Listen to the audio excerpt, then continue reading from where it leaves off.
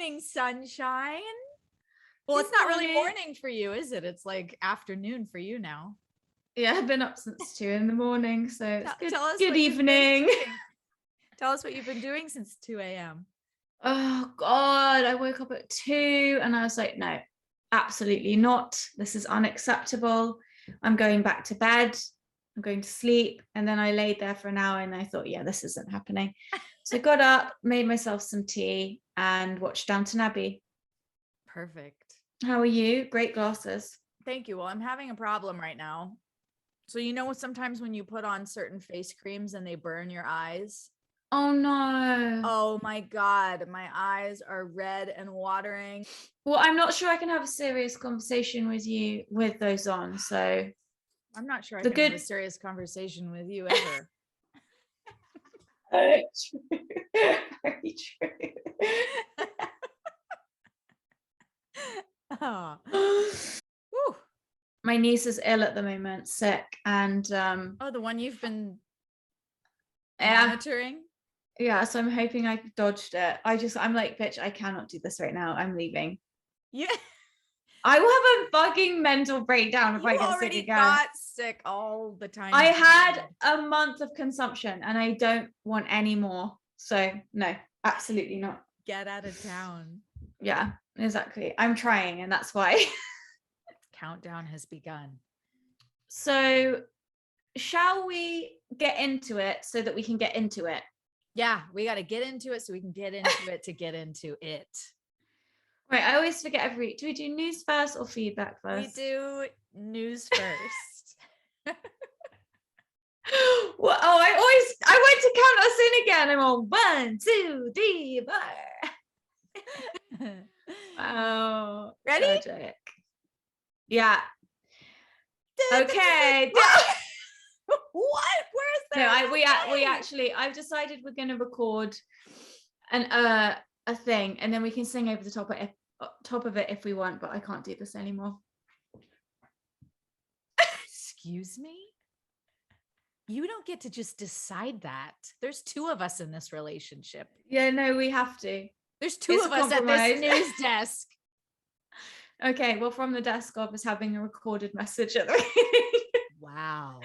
From the desk of Annabel at the network. From the desk of Annabel Jones, you can sing it if you want, but I can't do this anymore because every week I fuck it up. What I propose is that we have a recorded one and we sing over the top. So we've got a guide.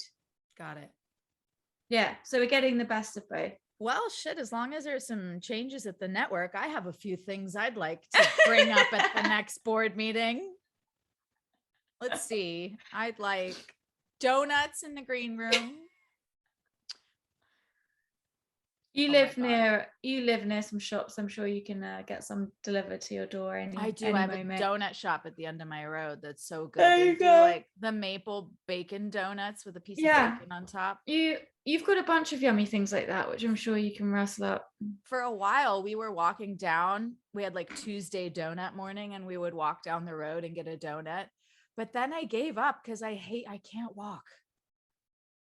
Lucy, it's so close to your house.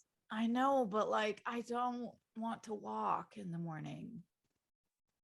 I want to like have my tea, journal a bit, look at a tree. I don't need It's one day. It's one fucking day. I gave up. It lasted like 3 weeks. And then I said, I can't do this anymore.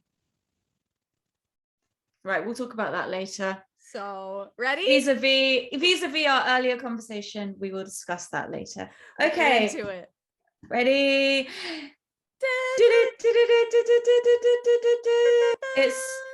It's not world news. It's not important news. It's Lucy and Annabel news. The look of hatred on your face when you just did that. And you had your eyes closed, so you didn't have to connect with me.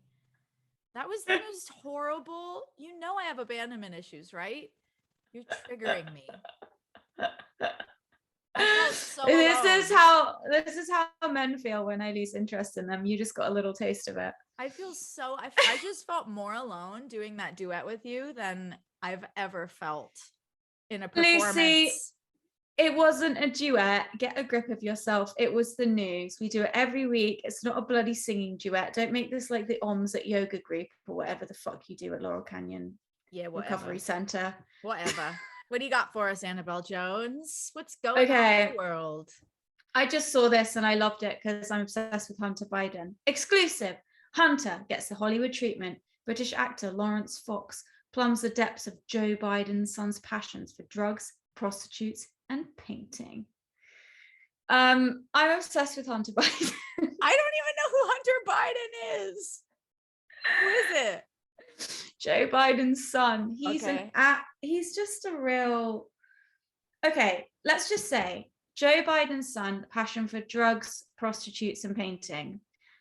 Isn't that just every son of like an aristocrat or politician or rich person ever? Yeah. I think what you're describing is just the upper classes. It's just usually it's hidden from us, but Hunter Biden's sloppy, so it's I think out. what you're describing is the child of a rock star. I think what you're describing is just like, yeah, anybody's kid. Anybody famous and rich as kid. Sorry, guys, to break it to you. Is Hunter Biden friends with Donald Trump's son? I don't know. I actually don't know the answer to that question. I doubt it. But the reason I love Hunter Biden is because during Biden's election, Hunter made a few little oopsie doopsies, and he like his laptop it didn't even get stolen. He left it somewhere, and on the laptop, and then it got taken to a pawn shop. And then somehow some lawyer that was working for Rudy Giuliani bought the laptop from the pawn shop, knowing it was Hunter Biden's. And there was so much shit on it. There was pictures of his dick. There was pictures of him like smoking crack. There was pictures of him with prostitutes. There was all text messages. There was all like sensitive information. Oh, no. So obviously they were trying to like weaponize that during Biden's ascension to power. And I think what they underestimated is the fact that the tech world and all of the CEOs, our tech overlords, wanted the Biden administration to come in so badly that they just squashed the story. I tried to share it in Twitter with a friend and it got deleted from my inbox on Twitter. Whoa, that is terrifying. And I Googled that and a load of people were like, the story's gone. So they were just scrubbing it. And they've done such a terrific job at cleaning up after Hunter Biden, because obviously they want Joe Biden to be squeaky clean, which of course you want any president to be squeaky clean. But I love Hunter because he's just really out there, just smoking cigs in the bath with hookers, doing crack, painting. You know, I just love it. I'm just like, yeah, great, good for you. I love to see it. His brother's widow and him had a love affair. Classic tale. His brother's widow and him had a love affair. Yeah, it makes a lot of sense to me. Yeah, it does. It does. I mean, who's closer? Standard. That's really you can't fuck the dad. So next best thing's the brother. Right. Surprised they're not married. Well, Hunter is he's massive not the marrying addict. type. Yeah, he's not the marrying type. He needs to put the old pipe down, and then maybe he'll be able to hold down a relationship. So how old basically is he? He's 51. Wow. Okay, so they're making a show about Hunter Biden. Do you know who Lawrence Fox is? No. He's an English actor who has gone a bit spicy and he's become extremely he's become radicalized. He is now very, very conservative. Some would say he's like a fascist. He started his own political party called the Reclaim Party. You know, he's basically, I would say, a libertarian, whatever the English version of that is. Needless to say, not a popular chap. In the UK, people think he's just lost the plot. I mean, he says some things that I'm like, okay, yeah, fair enough. And then other things I'm like, whoa, okay, all right. And he started his career doing like really sweet programs, like, I don't know, like Last of the Summer Wine, cute like Granny Midsummer Murders and shit. Started as a wholesome chap, has turned into some kind of political revolutionary, and now he's playing Hunter Biden on television. I love it. For me, I'm like, madam, this is crazy. And I can't wait to see the show. So I'm trying to see who's making it. The film is called My Son Hunter. The stills show the actor with white powder on his nose as he fakes being passed out on the breast of a female colleague. The professional images from the set, exclusively obtained by the Daily Mail, show the British actor recreating some iconic and compromising situations associated with the first son, including Biden's latest art endeavors and his history of drugs and addiction. Yeah, it says there in this thing. Well, I know, well, because the Daily Mail is quite conservative, so they're obviously they are egging it the fuck on. He's been open about his drug addiction. There are 103,000 text messages and 154,000 emails on his laptop that reveals he blew thousands on suspected prostitutes and strippers. He told CBS in April, I spent more time on my hands and knees picking through rugs, smoking anything that even remotely resembled crack cocaine. I probably smoked more Parmesan cheese than anyone you know. I went one time for 13 days without sleeping and smoking crack and drinking vodka exclusively throughout that entire time. So this is the president. Is he in politics, or is he just a socialite, or is he? He's got some. He's supposedly a lawyer. Like, okay. What does he contribute? He's on the board of several of the Biden's businesses in Russia. I don't know. I wasn't there. Wow. And they've just really whitewashed him. And yeah, they've tidied that one right up. But anyway, I'm fucking stoked to see this film. I think it's going to be an absolute train wreck, and I want to be in Lawrence Fox is going to get dragged to the high heavens for it. I just love the drama, the whole thing. I love it. This is the most chaotic time of all time, and I'm living for every fuck up that there is. So I'm bored.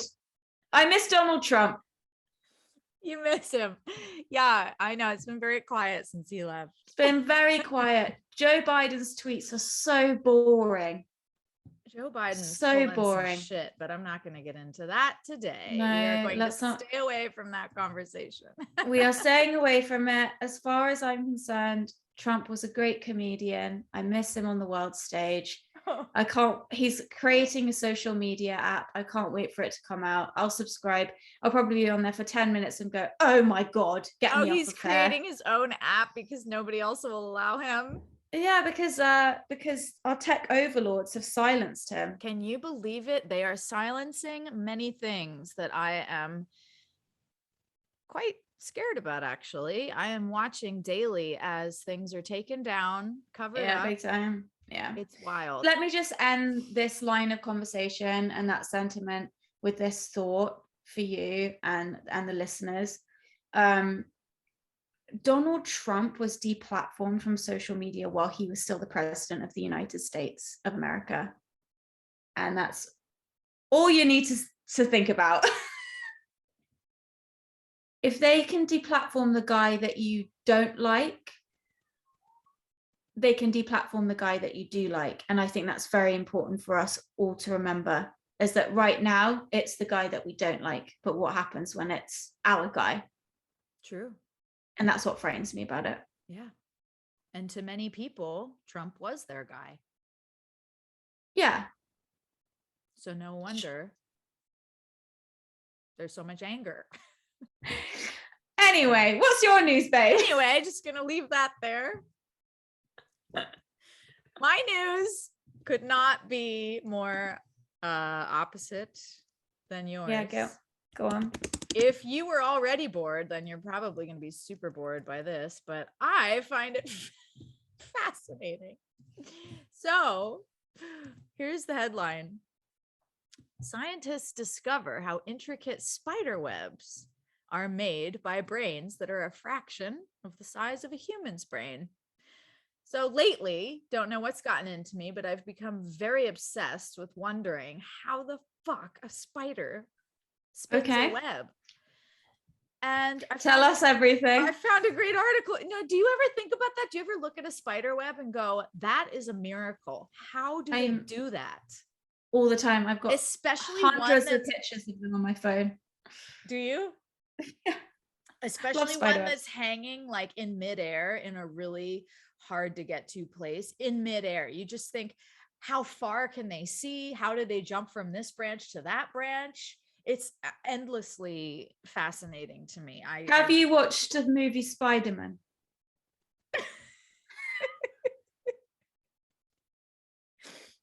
Yes, Tobey Maguire is my favorite. Well, there you go. All the answers to your questions are in those films. You know what? And Toby's a friend of mine, and I've never asked him, hey, how do you do it?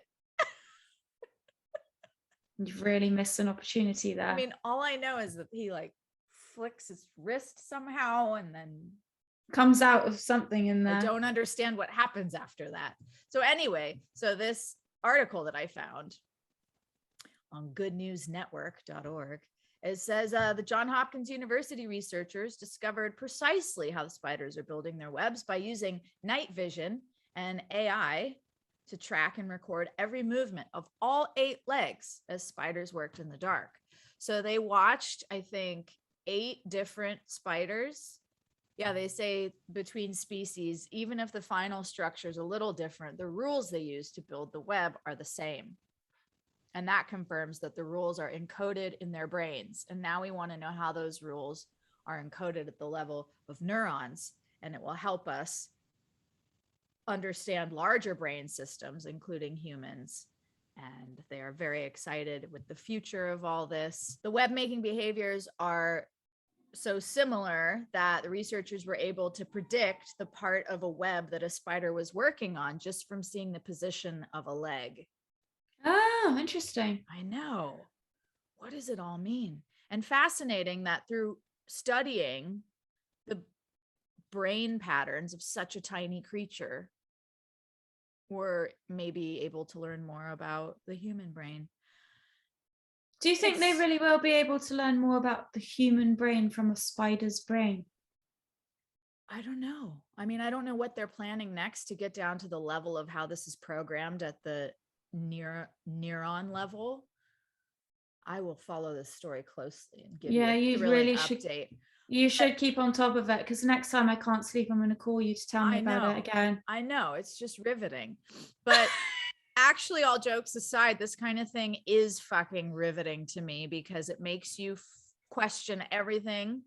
I don't know if you saw that fantastic fungi documentary about how mushrooms just make the entire world possible, and the fungi, thank you. The interconnectedness of this system that exists in fungi keeps the world going. I just think there's miracles around us everywhere, and a spider's web to me is absolutely insane. It is. I've seen so many where I've thought, how is this possible? And then my next thought is, do you know what? I don't want to know. It's too big. It's just, I just don't want to know. I want some things to be a mystery. Oh, well, sorry to burst your bubble with some research. You haven't burst my bubble at all. The truth is that I don't think they're ever going to figure it out. Mm-hmm. I don't think that they'll ever figure it out. There's so many things in us that are like seem simple that they still haven't managed to figure out. I know. A bit like going to space. I'm sort of like, well, really, spider's web? We're going to spend some time on the spider's web. There's a couple of other problems we need to address here. But if you guys feel like we should be spending some time on the spider's web, then let's do You know what, Annabel? You're making fun of it, but I think this is a really important endeavor. No, not just the spider's web, but like shit like this, like I know inner workings of creation. Yeah, I think there are different schools of thought on it, and I am just one of those people where I'm just like, we don't need to know everything. Can anything just be a mystery? Like the things in Hunter Biden. That's not human nature, though. That's not human nature to just let things lie unexplained. Like the things in Hunter Biden's laptop should have just stayed a mystery. Well, yes, that is true. That's called, respect for personal boundaries.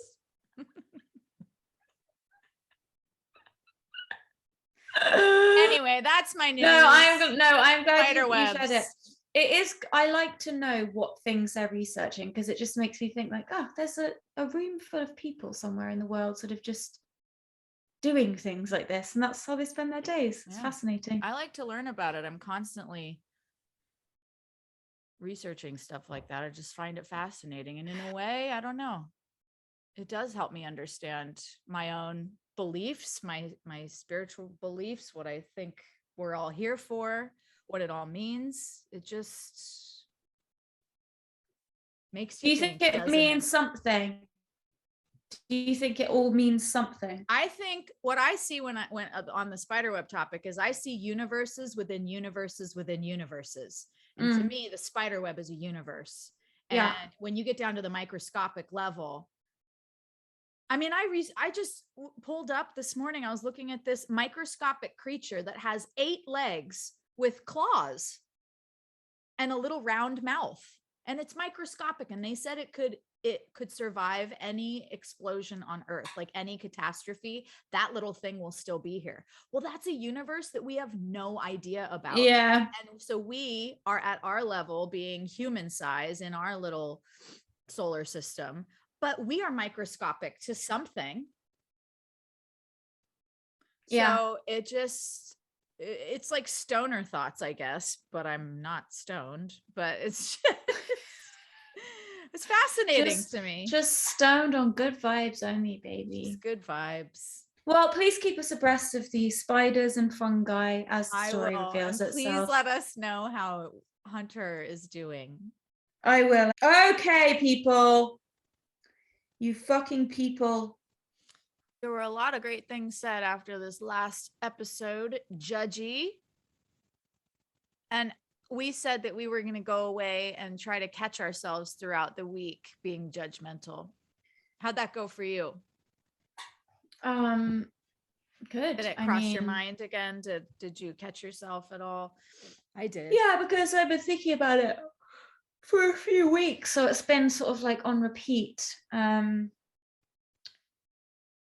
I think I just have to work on my big issue with the judgy stuff is my mega intense judgment of myself. Mm-hmm. And I think if I can unpick that, then the rest will loosen up, if that makes sense. Yeah. So I have been thinking about the whole concept of like when there's something that is bothering me about somebody, instead of getting in a flap about it, thinking more like, well, is this bothering me because it's me? Like, am I reflected in this person? I had a funny run-in with a family member this week that was uncomfortable and felt quite negative. And I felt very shameful afterwards for no reason, not literally. It was just it was my takeaway from it was like feeling like I'd done something wrong when I've not done anything wrong. Mm-hmm. And I sort of had to ask myself, what is it about this behavior in this person that gets me really feeling judgy and shameful? Judgy towards them, judgy towards me with the shame.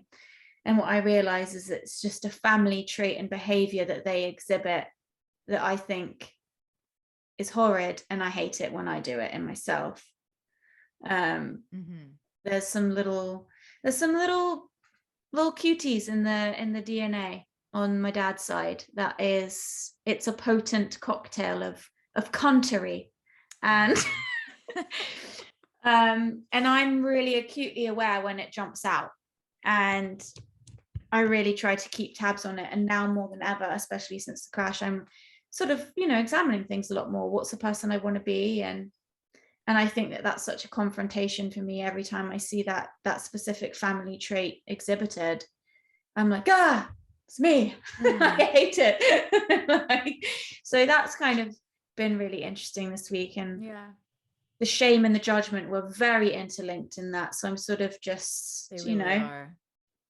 ruminating on the idea and trying to come to terms with that. How about yourself? Something you said really changed my week when you said that as a kid you were always scanning situations and people, and I noticed myself doing that a lot this week. Interesting. And then I caught myself just judging myself to death a lot. Just looking in the mirror and your first reaction is ugh. Yeah. Or looking around and feeling that everything looks gross. And then what we talked about, which is stopping yourself and then replacing that thought with no. Yeah. And then you forget about it and you sink back into doing. It's a habit. It's a fucking habit. It really is. And it's upheld by so many things and people around us that it's a tough one to break.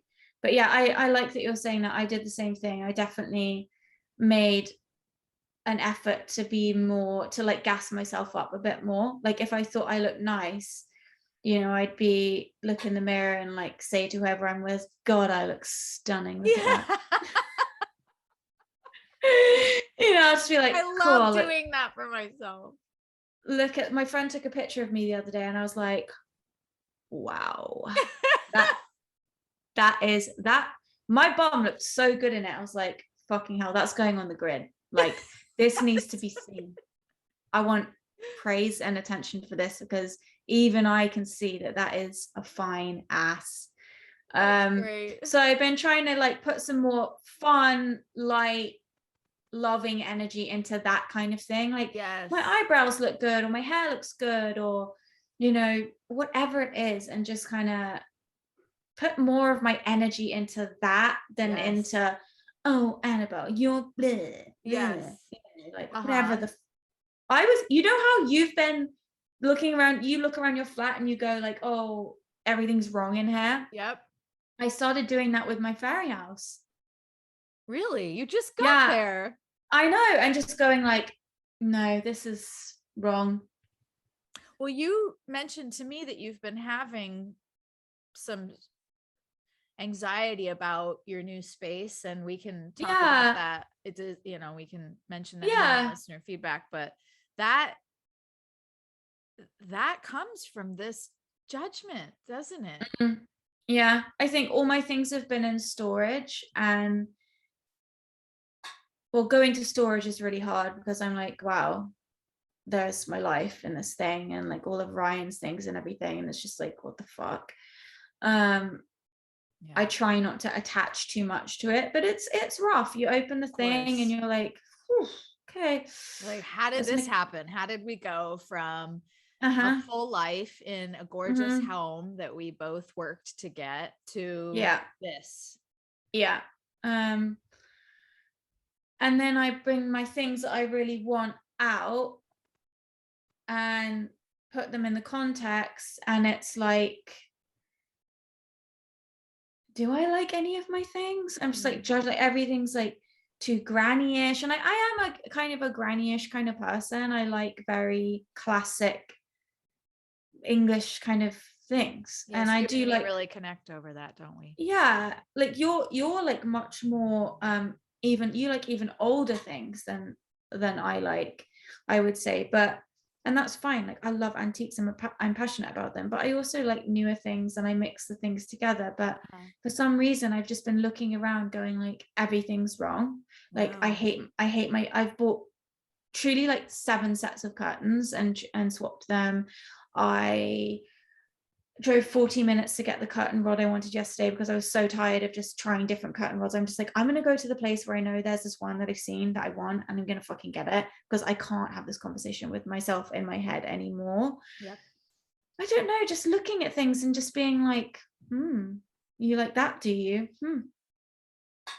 And the anxiety about the space is just, I think it's a lot of things. I think it's me having to like really look around and go, okay, I'm here. Why am I here?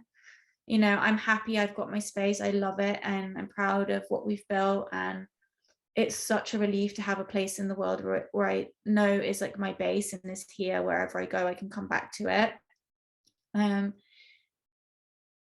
But I can't ignore the reason I'm here, of course. Yeah. You know, it would be Yes. like really pretending to do so. So it's a funny balance between happily moving into a new space, and then I think I just naively thought I was going to come in here and it was going to be like, okay,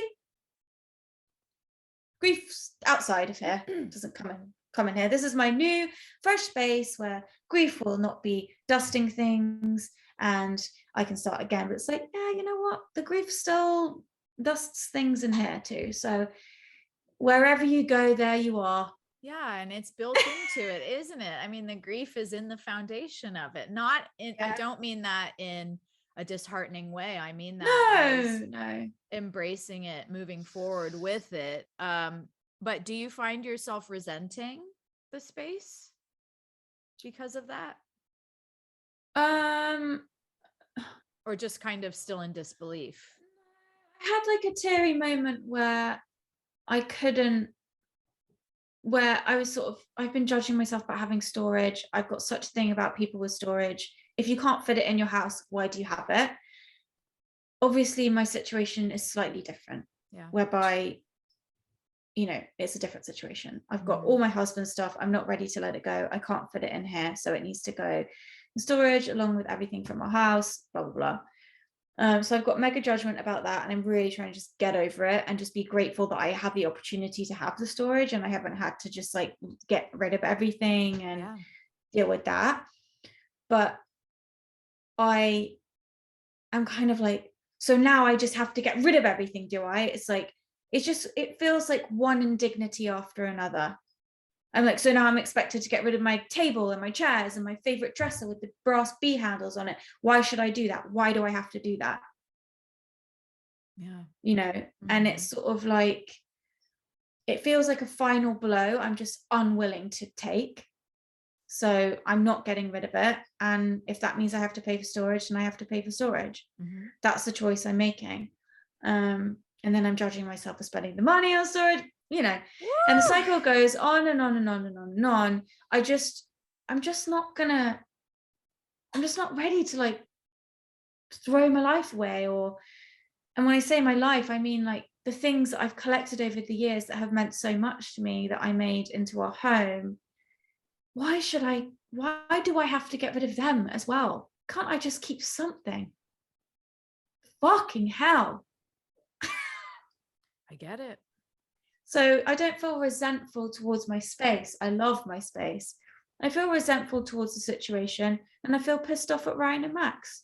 Yeah. Honestly, I feel, you know, those are the moments where I just think, you fucking assholes. Yeah. And that's how I feel. So answer to your question. And then you're gonna very good.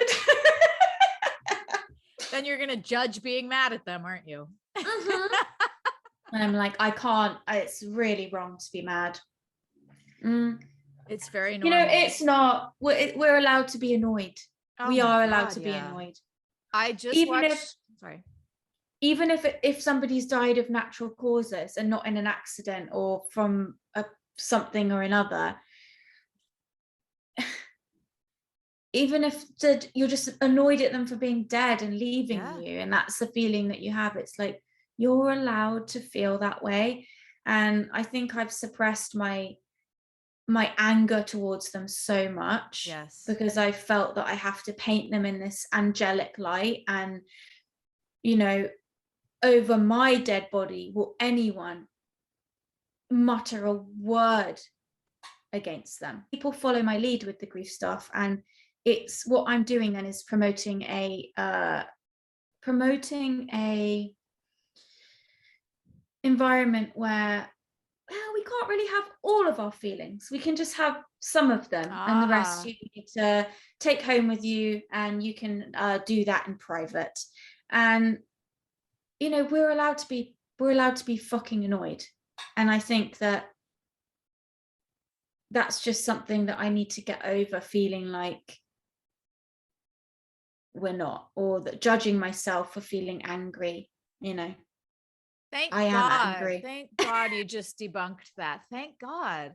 It is totally okay to be angry at somebody who has died. When Gary Marshall died, he was 84. It was a couple years ago. I was so angry at him. And I would punch pillows and I would yell at him and I would say, fuck you. You had so many plans. We were in the middle of so many exciting projects. And just personally, I was very close with him. He was like a grandfather to me. How could you do that? You were only 84. You could have stayed in your body for another 10 years. How fucking dare Yeah. you? Just how dare you do that? You just left. And it was like kind of embarrassing for me to feel that way. And I didn't, and then he came through to a medium who's in front of people at one of these sacred circles that I think I've shared that a medium friend of mine does. And I was up in front of 20 people and Gary had come through to the medium and I wouldn't speak. I was like, what do you want to say? And the medium goes, oh, what do you want to say? He's saying, this isn't about what he has to say. Why don't you say what you want to say? And I started yelling at him in the middle of this circle. And I came to terms. Classic Lucy Walsh. Classic Lucy Walsh. Ready to flip the table at a dead guy. You fucking cunt. It's true. And then I watched this Diane Keaton movie last night. Really cute movie. Is it called Hampstead? Yep. Oh, have you seen Hampstead with Diane yes. Keaton? I loved it. I thought of you when I watched it. I thought, Annabel, I'm sure she's watched this, but I loved because she's a widow. And there's this scene where she's in the graveyard and she's screaming at her husband's grave and she's throwing shit at him. She's like, how dare you have an affair? What the fuck? Yeah. She's all mad. Yeah. With all these financial hardship. Fuck you. And she's just screaming at him. And I loved it. I think it's so important what you just said about being angry. And I loved that the movie showed that. And you just made me remember when I felt that way towards Gary. So you're right. You said it perfectly. We can't embrace certain emotions and push the others away. It's just not helpful. And I've been trying to do it this whole year. And I'm just losing the will to pretend anything really anymore. I mean, pretend maybe isn't the right word, but no, that's a perfect word. I feel the same. It's actually causing a lot of problems. You know, it's just we're the ones that are alive. Yeah. And of course you have to protect people's memories. You have to honor them and respect them, whether they're in the room or in the planet. You know, it's sure, but that doesn't mean at my expense. Right. At all of our expense. You know, I think to myself sometimes, God, would it be just a real relief if I had a chat with Ryan's mum and I said, you know what, I'm fucking livid. Maybe she would feel like she could go, I am so angry, you know. And I think about all the other people, and at the beginning people would say to me like, oh, you know, they would cry and they'd hold me and they'd say, Ryan, I'm so mad at him, and they would say it with a smile on their face, and I would just nothing. There's no reaction from me. I couldn't even handle that. Mm-hmm. And I'm not saying, I'm not slandering the boys. I'm just saying, no, of course, you know, you guys fucked up. Yeah. And now I'm up Schitt's Creek without a paddle. And I'm not throwing my fucking bee dresser away because of you two fucking idiots. Yeah. Love you, but no. That's and don't, Ryan Brady, get out of my head telling me to stop wasting money on storage. No. You know, he's the voice in my head when it comes to reason and money and all that stuff. And it's like, no, Get out of my head with this Yeah, one. you don't get to tell me when I No, do you things now. put me in this fucking situation. So yeah, I'm going to use the money for the storage for another year until I sort it out. And until then, you can shut up about it. In my own head, it's me, but it's him, if that makes sense. It makes total sense. Giving yourself permission to feel all those feelings without judgment gives others permission to do the same around you. Like you said, you set the tone with the people around you. Yeah. And giving others permission to be authentic is like such a gift. I just don't want people to feel they can't say how they feel around me. That's the worst thing I can think of in the world. I hate that feeling around other people, especially people I'm close to. I don't want to feel like there are things that are off limits. I hate that. It's such a barrier. It's not real. It's not, how are we to connect if there are these things that are off limits? And if something feels off limits to me and makes me really uncomfortable, then clearly I need to really talk about it and address it, because it's clearly a problem that needs to be sorted out. So yeah. I can anyways, see from hearing that, I can start to see in me so many things that are off limits that I'm not allowed to feel, that I oh my God, I could never say that out loud. I could never admit that to myself. You tiptoe around so many things in your own head. And it's like living in even an with invisible yourself, prison with yourself. It's living in this starts prison. with you. It's like that picture of the horse who's tethered to a plastic chair and they can walk away anytime. Or, you know, you can put it into any context. Somebody's sitting in a jail cell and it's not the locked. door is open. Yeah. I love that horse thing. It's so great. Have you seen the one where the horse is tied to the plastic water bottle? No. No. Seriously, we're living this way. Why? So stupid. I think other people were able to see their judgment a little more this week. Some of the feedback we got was astonishing to me. I had this really emotional message from a listener and a friend named Abigail, and I'd like to share that. So here's what Abigail said. As I said to you when you first played me that, I get, even through everything that we've learned in the last year, I still, when I hear people getting emotional like that, I want to rush to go, no, it's okay. And then I feel like I've done something to harm them. You know, it haven't. It's just these conversations, you know, we get the messages every week, we get little notes from our friends, voicemails, and we're all doing this together. You know, when we cry, you cry. When we laugh, you laugh. You know, we get mad, you get mad. Sometimes with each other, sometimes other things. Again, you know, that's the beauty of this. When I hear someone get upset like that, to me, I go, good. We're giving them permission to go there. Yeah. And that's what we do for each other. You just said it, back and forth, whether it's laughing, crying, anger, whatever, back and forth. We give each other permission in our lives, don't we? What a great way. What a great thing. Well, like, it's like we were just saying about, you know, so many people have said to me over the last year, well, we'll just follow your lead.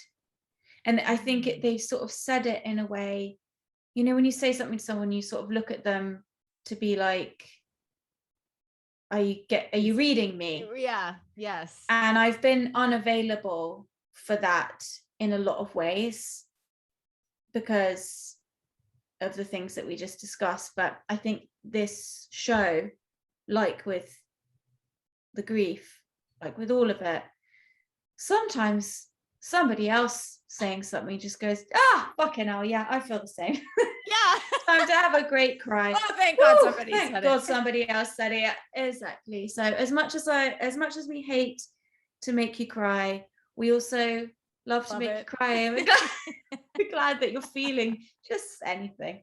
Glad you're crying. Glad you're crying. And we hope that it's a healing sob rather than a desperate one. Yeah. Okay, Marnie says, just finished this week's app, almost had to sit down in the street several times. Sorry, Marnie. Sorry, Marnie. I hope it was a good sit down and not a tragic sit down. Knocked the wind out of you, babe. Didn't mean to, but glad we did. Yes. What else have we got here? Let's see. Brianna says, "Hi, ladies. Thanks for another great episode that hits so close to home for me. I'm judgmental at times and I'm trying to break away from that, but I know I'm harshest on myself when it comes to judgment. I criticize things about myself like actions and feelings and wonder if even when something feels right for me and I lean into it because I instinctively want to, in my mind, it's different than what I've done or have been told it's wrong throughout my life by others close to me because someone didn't approve." So she's basically saying, even when something feels right, I still judge it because somebody else might have said that it was wrong. I can absolutely relate to that. Yeah, she needs to find a balance between knowing what feels right for her and not putting weight on others' opinions because they don't quite understand themselves. Interesting. Thank you for the honest conversation about another part of what makes us human. And she says, and I legit laughed out loud when Annabel said she wasn't a nun. May shock you to learn.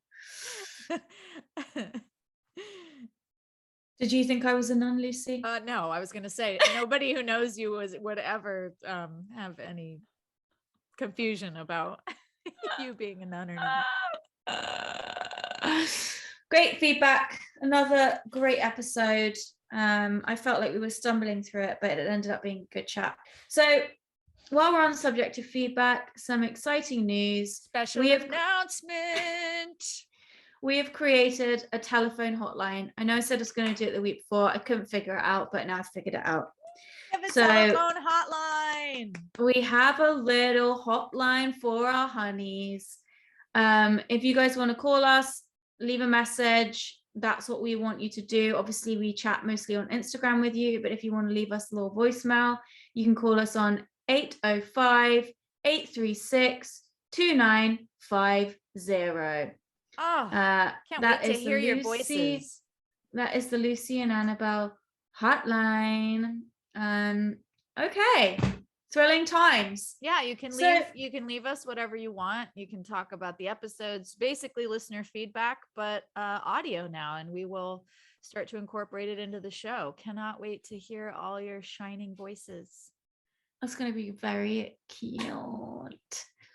Keep it clean, people, or don't. Leave Annabel dirty messages. Leave Annabel the dirtiest, creepiest messages that you can think of. Not creepy ones, but I do. You know me. I love the drama. I love the craziness. So I'm available for all of that. Yeah. If you've got any spider or mushroom updates, you can leave a message for Lucy. All right. So we've covered all of that. The admin is ticked off. Admin is done. Speaking of ticked off. No. Yeah. You've had a bit of an angry week, haven't you? I've had a really angry week. Look, it goes hand in hand with judgment. It really does. You said it, the judgment, the shame, the anger, they are all so intertwined and interchangeable. And they happen so quickly on top of each other, back and forth, that it's just this like soup, this anger soup that I think we walk around with a lot. And I think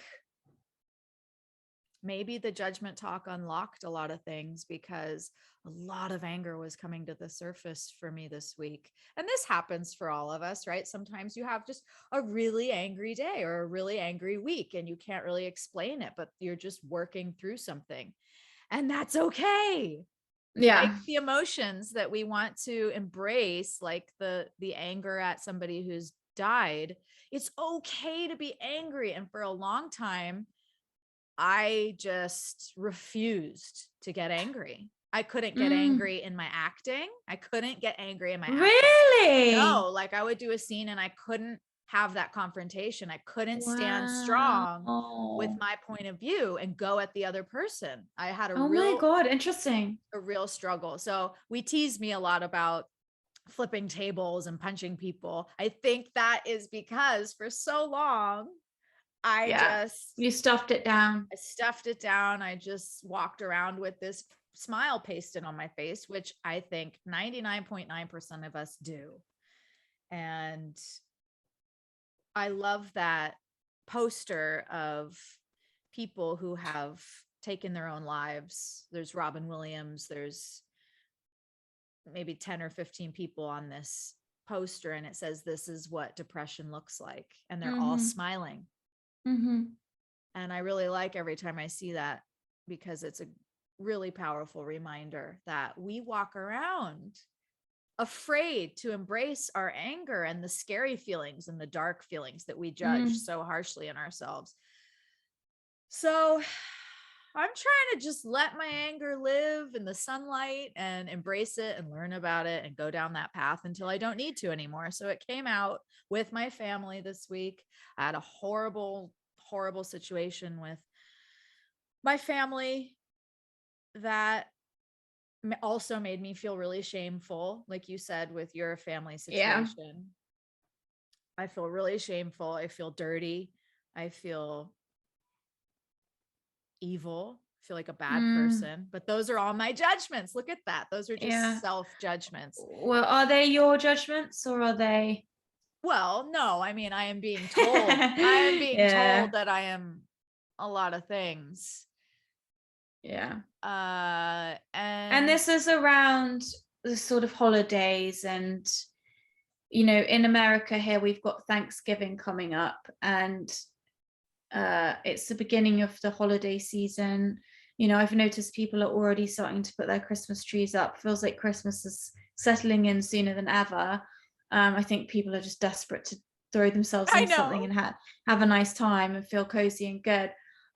But the holidays can be really hard for people. As we know, people start to lose their minds a little bit when the holidays approach, and that can be because of grief, because you've lost someone around the holidays, which you have, Annabel. I lost my grandfather 5 days before Max and Ryan died.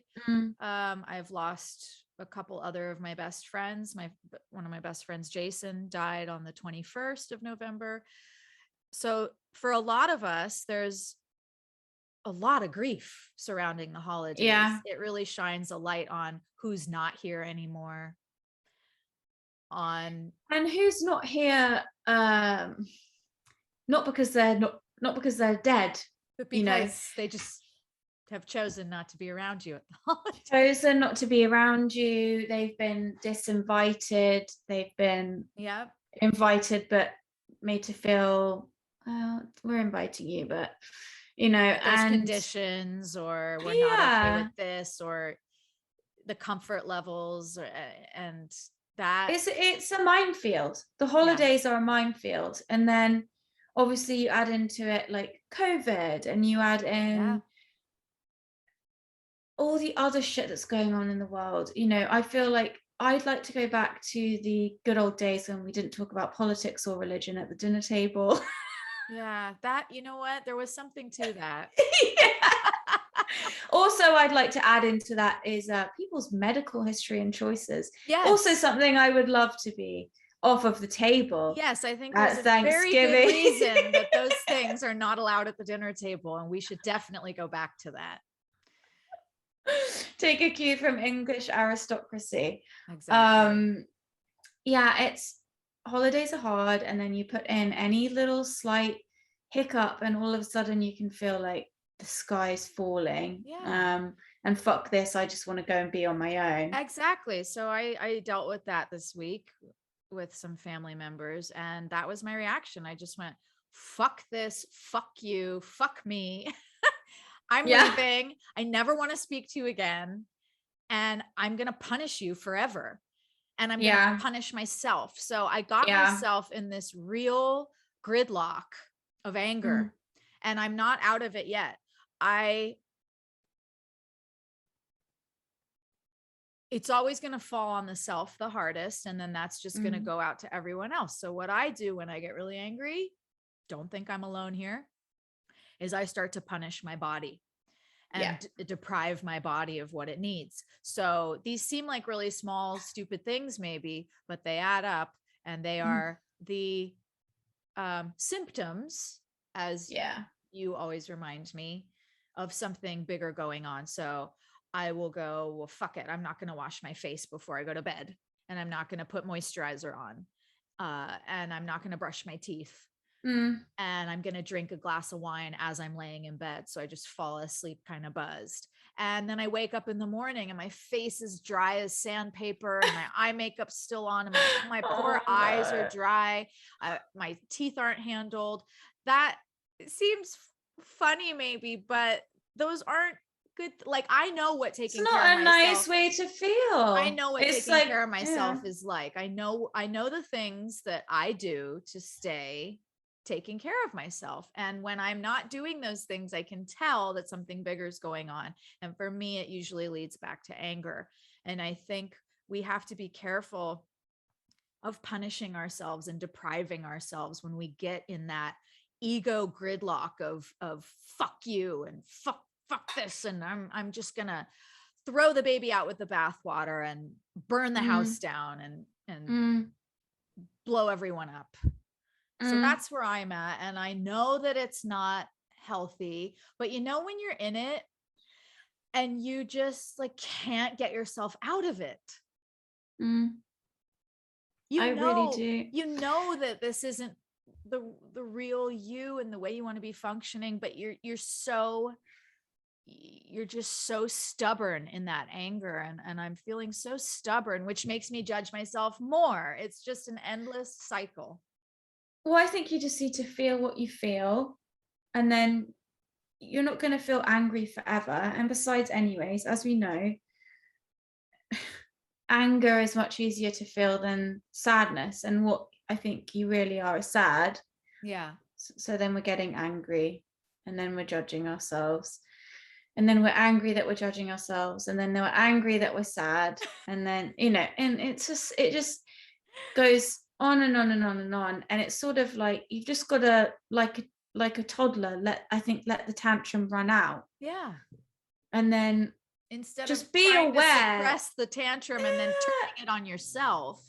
Yeah. I mean, the turning it on yourself thing is something I could literally write a book about. I know, we could do a huge series on that. It's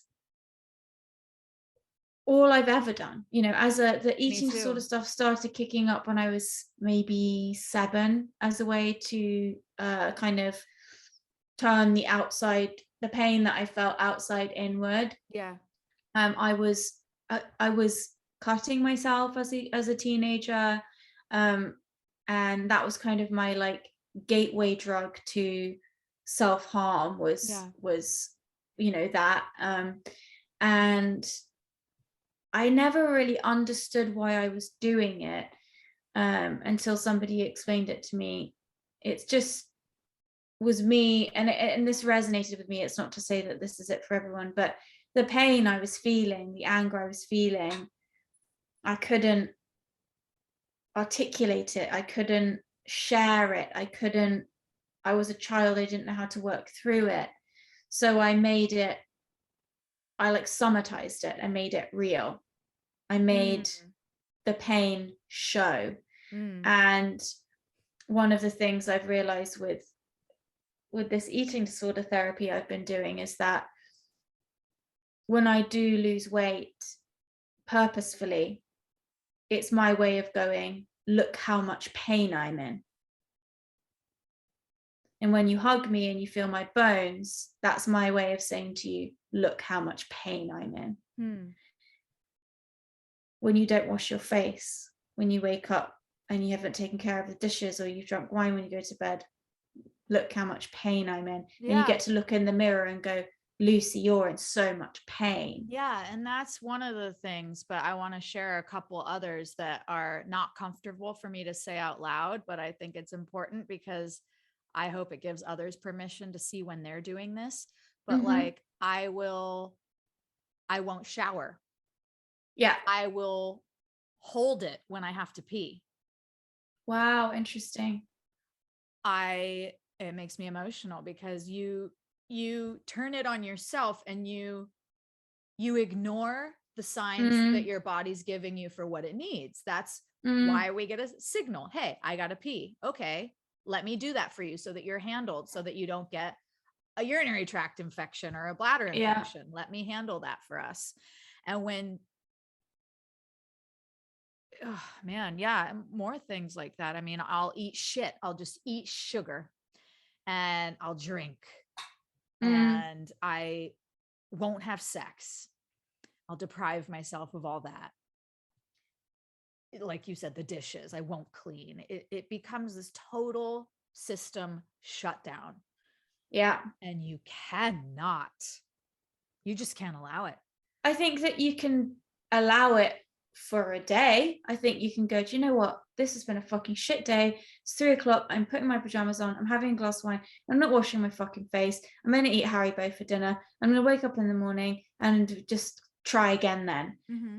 I think that that's acceptable. I think that we all do that. That is acceptable. I think this is a different level that kind of goes into the disorder realm, because it can go on for a long time. And it's a lot of invisible things that no one else can see, but you can feel it. You can feel the pain is real because you got to pee. Yeah, that's really interesting that you say that. I think I've heard of people doing that before. It's not something I've thought about for a long time, but I've definitely heard of people doing that before. Yeah. And this isn't a constant for me. I don't think that's the point. I just think when we find ourselves in that state of mind where we're doing those things to punish, you just got to catch it and change it and get back in the light and handle your emotional state and embrace the emotions. Like you said, let the tantrum run out. That child needs to have the tantrum. It'll be over soon. It's okay. Yeah. It's not the end of the world. I wish that mine was slightly more, I just go fully like in. Do you know what I mean? It's not like, oh, you know what, fuck it, I'm not going to wash my face tonight. It's like, there's no gray area for me. It's like, okay, time to starve yourself. Time to over-exercise. Yeah. Time, I obviously don't cut myself anymore, but then it was just 0 to 100. Wow. There was no like in between steps that I could pull myself up on. And so when you have that kind of thing, I think it has to be handled differently than maybe like with what you're talking about. Yes. There may be more signifiers to you that you can grip onto and go, do you know what? I'm noticing there that I've done that. And I think that's a little signal to me that I'm maybe on the verge of, it's a little flag, isn't it? Of like, yeah, it's a flag.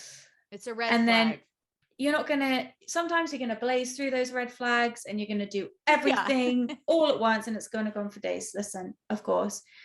But what you're saying sounds much different from what I just described. And I don't think that I do that. And I'm wondering what the difference is. Is it just in our chemical makeup and who we are as souls, who we are as people? I think it's just habit. I just think it's a habit that you've been all of your things are like things you can hide.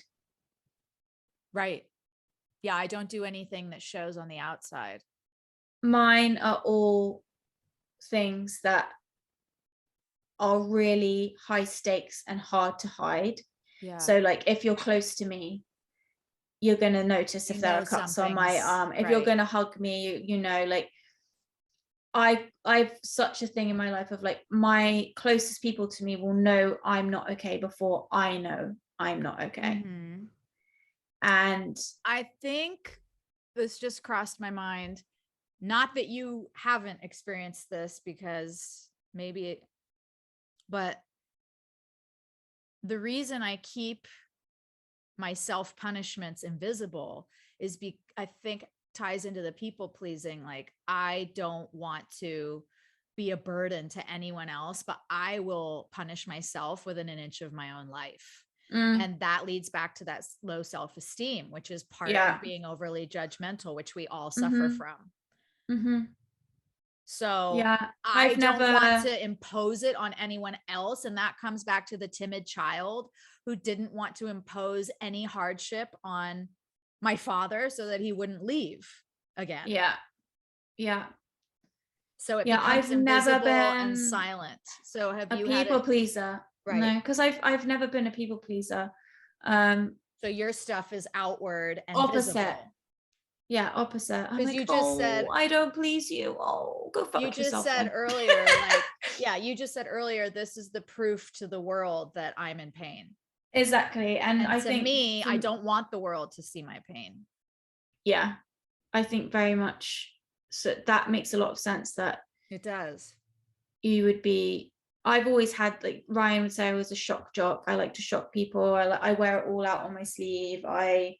You know, have just always been that way. And I think it's also, that's just my nature, but also I think specifically I felt very unseen and unheard by my parents. And so I was like, I'm gonna make you fucking see me. Wow, I had the opposite reaction. I went, oh shit, I am invisible.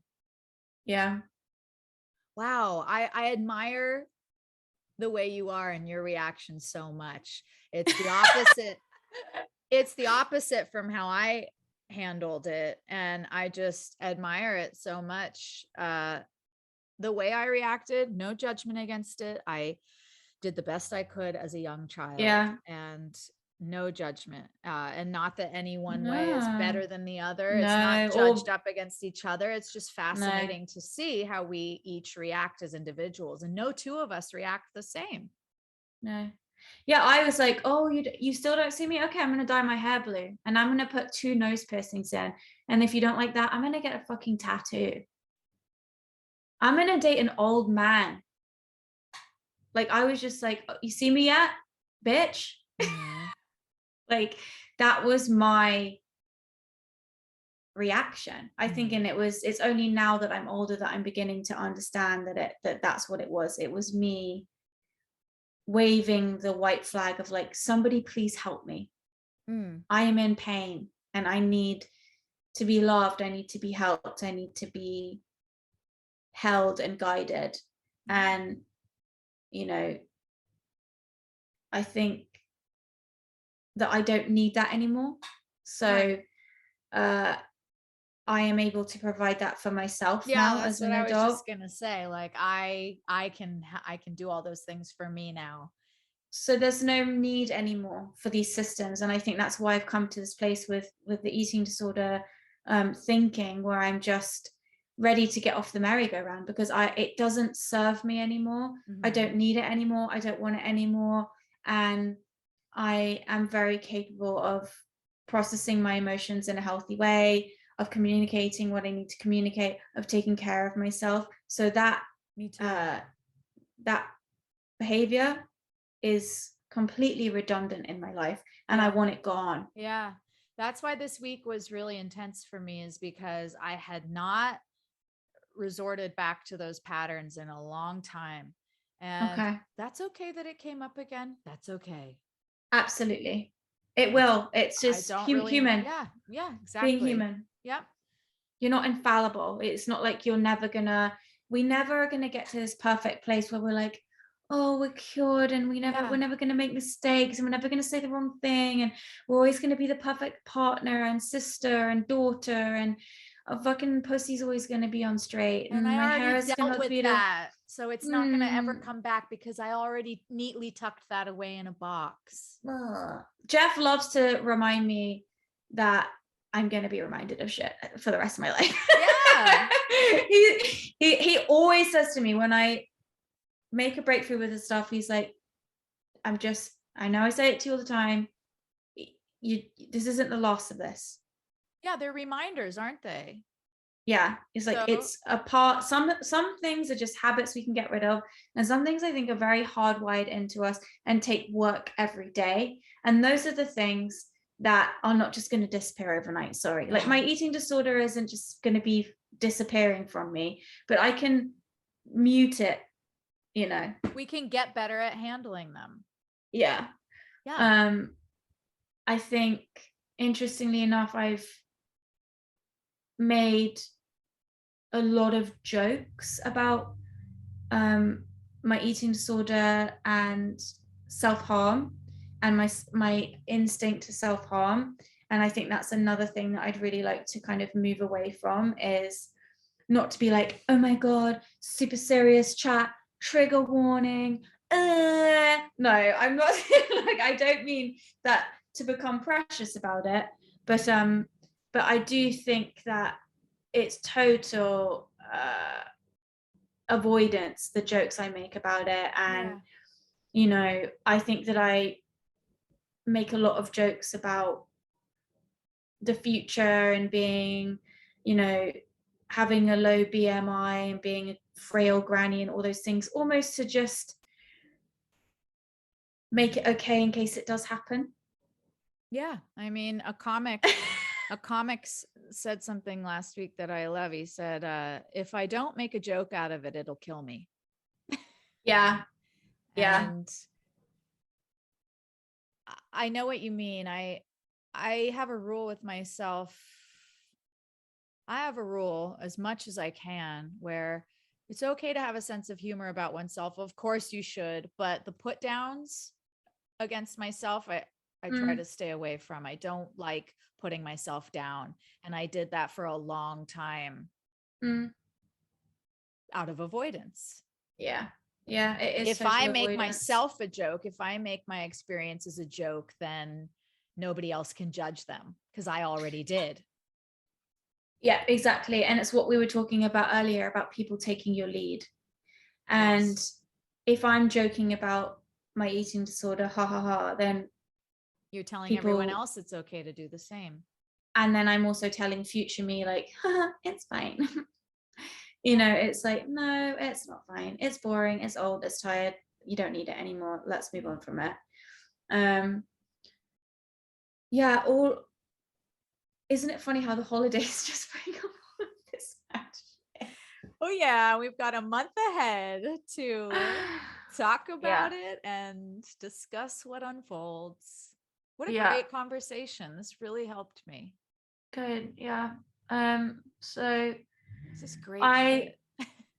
Obviously Thanksgiving is next week, and we wanted to do this chat now because when the next episode comes out, we will have already had Thanksgiving. So sorry if this feels premature to anyone, but what else? Wanted to get it in the pipeline. And obviously it's been a year since Ryan and Max died, and we've touched on the grief stuff a little bit this week, but I guess just a little grief check from me will be that what I've decided to do and how to handle the day is I'm going to wake up in the morning and my family and I are going to go to the yacht club where Ryan loved and was inspired to write a lot of music. He and Max were. They have a whole album called Tropical Purgatory that they had just put out. One of the songs is called The Yacht Club. It's all got this kind of like nautical, tropical yacht rock theme. It's so funny. Yeah. And so we're going to go to the beach in the morning, and I'm going to put some of his ashes in the water, and we're all going to take a shot of mezcal and have a moment and acknowledge. And if we want to cry, and if we want to yell, and if we want to whatever, we're going to do that. And then we're going to come home, and the rest of the day is going to be for the living and celebrating how far we've come in the last year. And it's really important to me that, you know, I think there's a lot around these anniversaries, death anniversaries, as we've both decided we hate that term. I hate that. I hate it. Hate it. And the 1 year is like very charged, you know, and I've had so many people reaching out to me and being like, well, you know, 1 year coming up. And I'm like, okay, you think I don't know? Really? I had forgotten. So that's been interesting. I've definitely had a few moments where I've been like, okay, Annabel, just take a breath. you know, it's going to be a hard month, you know, all of that stuff. And I'm like, It is? it's been a hard year. It's been a, Bitch, it it's a may, hard hour right now. may shock you to learn that it's been a hard year, and the next one's probably going to be hard too. And what I wanted to say was that there's a lot of chat about how hard and sad the anniversaries are, and absolutely they are. And of course you're sad, and of course you're recognizing what happened and what took place on that day. I just want to say that it's also okay to be happy and joyful and celebratory on that day, if that's what feels good to you. Yes. And for me, it's going to be, well, obviously I can't predict what it's going to be, first of all. That would be hilarious. I'm completely open to the fact that I have got this whole plan, and then I might just come home from the beach and go to bed. Yeah. You know, I'm completely open to whatever's going to happen. But as we've learned with the birthdays and everything else, making a plan of action helps to tackle these days. So I want to acknowledge Ryan and Max in the morning and feel it. And then the rest of the day, I want to acknowledge and be grateful for my family and my friends and the people who have got us all, each of us have got us through this year, and we're moving into thriving. We haven't just survived. We're going into thriving now. And for me, that's what the 1 year anniversary is going to be. It's going to be both sadness, loss, and grief, but also a celebration that we made it. We're like still here, you know. And just, I think Thanksgiving will never be more meaningful to me than it will be this year, because I am so grateful and so thankful for everyone who's just literally kept me alive. You know, you and my family and everything. It's just, I didn't think I was gonna survive. And I did, and I am, and we all are. And so I just really want to celebrate that on Thanksgiving. Ryan and Max have been dead for a year. You know, they've been dead every day for a year, and I have grieved every day for a year, and they're going to be dead every day for the rest of my life, and I'm going to grieve every day for the rest of my life. So I'm choosing to mark it as another year of still being here. Still here. And I will love and miss them every minute of every day forever. And I'm going to make my sister drink mezcal. She hates it. And you will honor that and them by living a thrilling, joyful, full life. Yeah, we all will. And we must. Yep. That is the greatest honor that we can give, is moving forward together. And just fucking squeezing the juice out of every day, sopping up that gravy with our bread, every last morsel on that plate. Just get it, you know, just go for it. We're here. We're still here. Yeah. Those boys lived every motherfucking second of their lives till the last second of their lives. And like you said, the greatest honor is to do the same. Yeah. Happy Thanksgiving. Happy Thanksgiving. Love you. Love you.